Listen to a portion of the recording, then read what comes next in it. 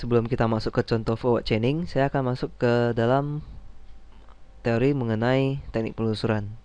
Teknik penelusuran ada dua macam, yaitu breadth first search dan depth first search. Breadth first search itu adalah teknik penelusuran pada semua node dalam satu level sebelum berpindah ke level di bawahnya.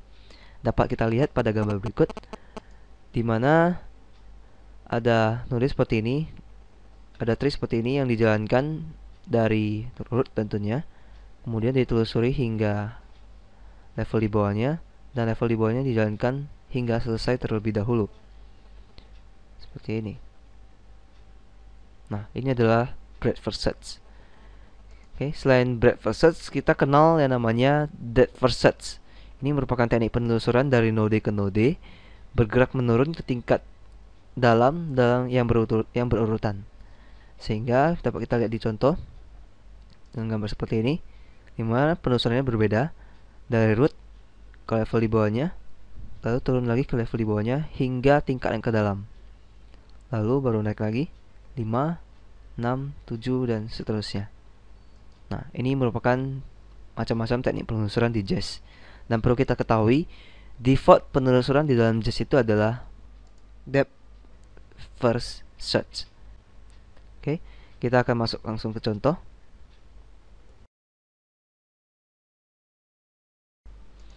Oke, pada contoh kali ini kita langsung akan membahas tentang metode penelusuran depth dan breadth, sekaligus tentang forward chaining. Sama seperti contoh tadi, kita melakukan atau menggunakan representasi tree seperti gambar berikut. Lalu kita lakukan watch facts untuk melihat fakta-fakta di dalam working memory nantinya. Dan kita lakukan metode penelusuran di sini dengan cara menggunakan sintaks set strategi. Set strategi depth.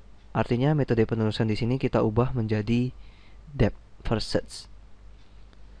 Nah, sebelum kita melakukan penelusuran terhadap sebuah node, katakanlah node M, kita harus tentunya membuat representasi tree-nya dengan menggunakan depth rule. Berbeda dengan depth rule sebelumnya pada backward chaining, kita lihat ada fakta need node A, need node B dan seterusnya. Nah, karena di sana kita lakukan metode inferensi secara backward. Tapi kali ini kita adalah melakukan metode inferensi secara forward, sehingga kita tidak membutuhkan fakta dengan prefix need tersebut.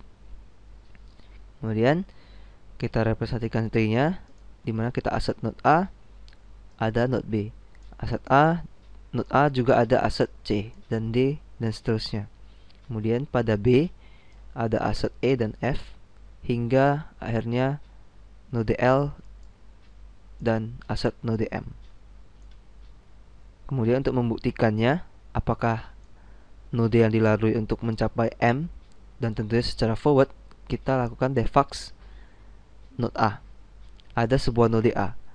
Kita lakukan penelusuran mulai dari A hingga ke semua node. Kemudian kita lakukan reset dan run untuk menjalankannya. Hasilnya akan membentuk tree atau fakta seperti berikut.